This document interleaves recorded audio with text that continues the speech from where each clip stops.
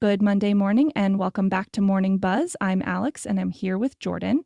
So, Friday, we promised you we'd tackle something that might sound totally random at first: why people get so weirdly attached to their favorite pens. But I'm telling you, this rabbit hole goes deeper than you'd ever expect. Hey everyone, and Alex, I have to say, when we first discussed this topic, I thought we were just talking about a quirky preference. But after looking into the research over the weekend, there's actually some profound psychology happening here that explains why losing your go-to pen can genuinely feel devastating. Right? Like, we've all had that moment where we're frantically searching through drawers and bags because our special pen has vanished, and suddenly we feel like our whole day is thrown off. I used to have this one black roller ball that I swear made my handwriting look better. And when it disappeared, I was genuinely upset for days. That reaction you're describing actually connects to what psychologists call extended self theory. Essentially, we incorporate certain objects into our sense of identity. Your pen wasn't just a writing tool, it had become part of how you expressed yourself and navigated the world. Oh, wow, that makes so much sense. Because it's never just about the pen functioning well, is it? There's this whole emotional component. I've noticed people will hold on to pens that barely work anymore just because they have sentimental value. Exactly. The attachment often transcends practical utility. These objects become what researchers call transitional objects. They provide psychological comfort and continuity in our daily lives. When we use our special pen, we're accessing a familiar ritual that helps us feel grounded and competent. And it's so interesting how democratic this whole thing is. I've seen people get attached to the most random pens, like a chewed up ballpoint from a hotel or some promotional pen that logically shouldn't be special but somehow just feels perfect in their hand.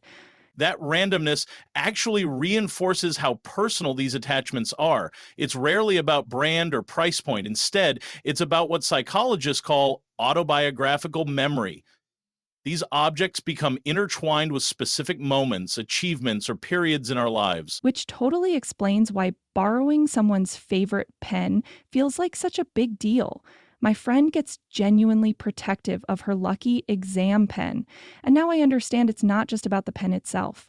Yeah, your friend's protectiveness makes complete psychological sense. These attachments trigger our territorial instincts because the object has become an extension of our personal space and identity. When someone else uses it, there's an unconscious feeling that our personal boundaries are being crossed. What really gets me is how this extends way beyond pens.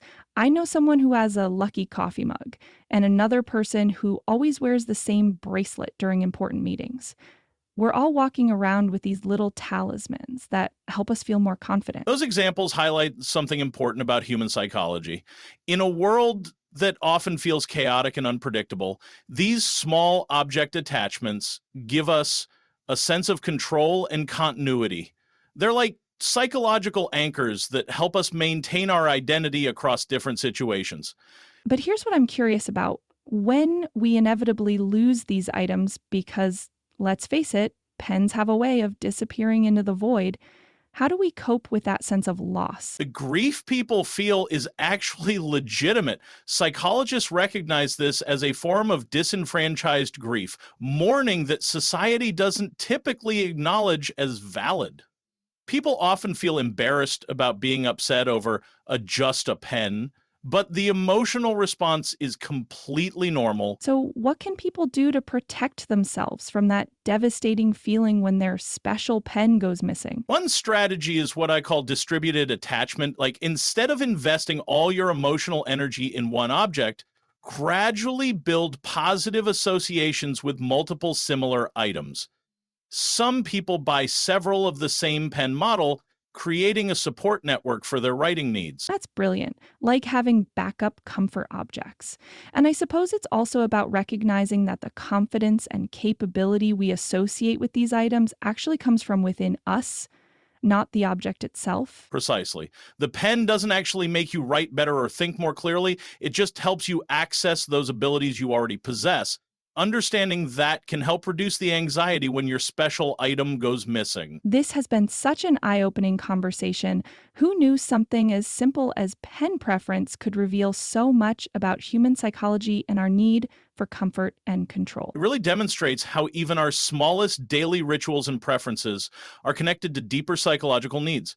These attachments aren't silly, they're a natural part of how we navigate the world. Well, I'm definitely looking at my desk drawer full of random pens differently now. Speaking of things we don't usually think deeply about, tomorrow we're diving into why people feel compelled to organize their bookshelves in very specific ways and what your book arrangement style reveals about your personality. Trust me, it's going to be another surprisingly revealing discussion. Can't wait. Until tomorrow, everyone, thanks for joining us on Morning Buzz.